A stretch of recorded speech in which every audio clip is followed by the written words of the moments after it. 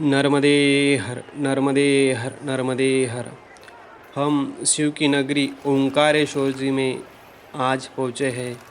ओंकार जी और मैया का गुणगान करते हुए संतों ने लिखा है, कावेरिका नर्मदयोः पवित्रे समागमे सज्जना तारणाय सदैव मान्धा तु पुरे वसंतम ओंकारमीशम शिवमेकमीडे। ये वर्णन आता है और बहुत प्राचीन काल से भगवान शिव का यह मंदिर, जहाँ पर भगवान आचार्य शंकराचार्य ने भी अपने गुरु के देव के साथ तपस्या की है, उसके संदर्भ में 12 ज्योतिर्लिंग के सूत्र में भी आता है। सौराष्ट्रे सोमनाथम च श्रीशैले मल्लिकार्जुनम उज्जैनिया महाकालम ओंकार ममलेश्वरम। ये 12 ज्योतिर्लिंग के पैकी आने वाला ये भगवान भोलेनाथ का, भगवान शिव का परम धाम है। उसी धाम में आज हम रुके हैं और ओंकारेश्वर के गजानन महाराज के आश्रम में हमारा पहला मुक्काम है। परिक्रमा ख़त्म होने के बाद वहाँ पर किया और उसके बाद गोमुख घाट में जाकर हमने हमारे माता पिता को स्नान करवाया और स्नान करने के बाद गोमुख घाट पर ही एक पंडित जी के मार्गदर्शन के अंदर माँ नर्मदा की पूजा की और आरती गा के फिर आगे की ओर चले।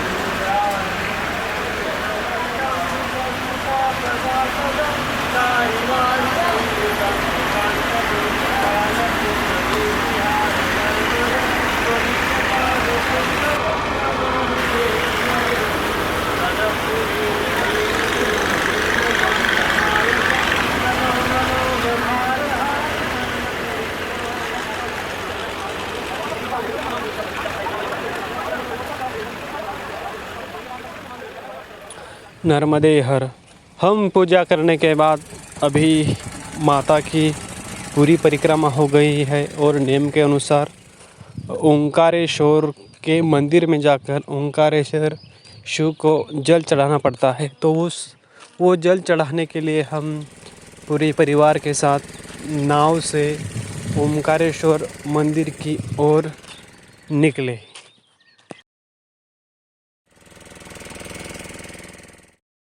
नर्मदे हर। लगभग 5 महीना 5 दिन में पूरी परिक्रमा ख़त्म हो गई और अभी मैया के किनारे पर ये बहुत कम समय रह गया था। और मैया का जब हम पात्र पार कर रहे थे, मैया को हम पार कर रहे थे, तो दिल में बहुत ही ऐसा हृदय आक्रांत हो रहा था। ऐसा लग रहा था कि हम इतने दिन मैया के साथ रहे और अभी मैया को लांघकर आगे जा रहे हैं भगवान शिव को मिलने के लिए, और अभी 2-3 दिन में मैया को भी छोड़ना पड़ेगा। ये सब मन में आ रहा था। मैया को हृदय से प्रार्थना कर रहे थे कि हे माँ, हे भगवती, आप हमको आपसे अलग मत करना। यदि हम दूर ही जा रहे हैं, लेकिन हम शरीर से दूर रहेंगे, लेकिन मन से अपने साथ ही रहेंगे। और कभी ऐसा मत करना कि आपसे हम अलग हो। यही सोचते हुए हम जा रहे थे तो आगे ही घाट आ गया और घाट के ऊपर नाव से घाट के बाहर हम निकल गए और सब चिंतन वही मैया का चल रहा था और फिर आगे भी जाना था। तो ये पूरा विचार मन से निकाला और सबके साथ आगे जाने के लिए निकले।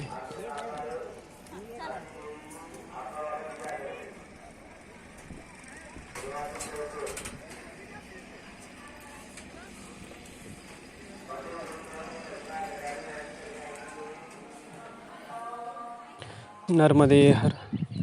माता नर्मदा भगवान शिव की बेटी है और बेटी का और पिताजी का रिश्ता जो होता है वह अद्भुत होता है। और हम मैया के साथ रहने वाले एक भक्त की जो मैया की ही कृपा से बने हैं और कुछ नहीं। जब हम पूजा करके भगवान शिव को नियम के अनुसार जल चढ़ाने के लिए जा रहे थे तो शाम के 4 बज चुके होंगे, 4 या 4:30 ऐसा ही कुछ समय होगा। तो मंदिर में गए और मंदिर में जाने के बाद ऐसा पता चला कि भगवान शिव को जल चढ़ाने का समय अभी नहीं है, क्योंकि 4 बजे के बाद भगवान भोलेनाथ का श्रृंगार होता है और श्रृंगार होने के बाद जल नहीं चढ़ता। तो फिर हमने कहा जैसी मैया की इच्छा वैसा ही होगा।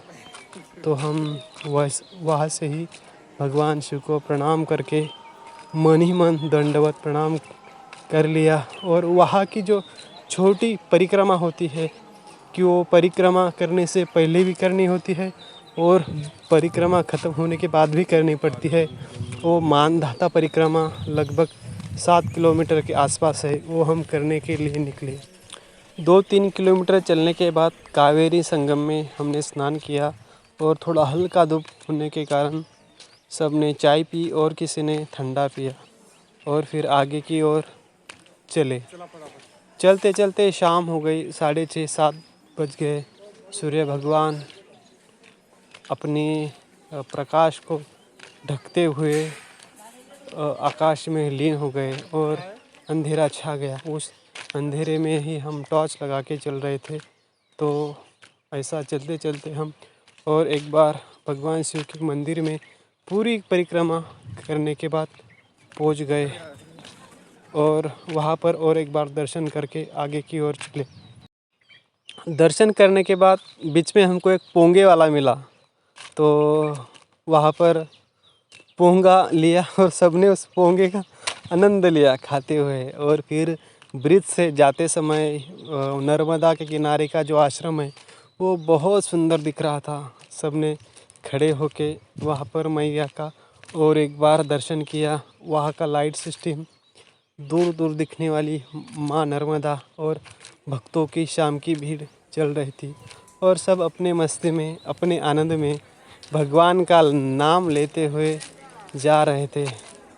धूप के कारण पसीना निकल गया था और अभी शाम को थोड़ा ठंडा हो गया था। और फिर एक बार आगे रुके, सबने जल ग्रहण किया और उस जल की ठंडाई महसूस करने के बाद आगे गजानन महाराज के आगे बढ़ रहे थे और जाने के लिए लगी हुई थी। और उस भीड़ में हर कोई अपने ही आनंद में था।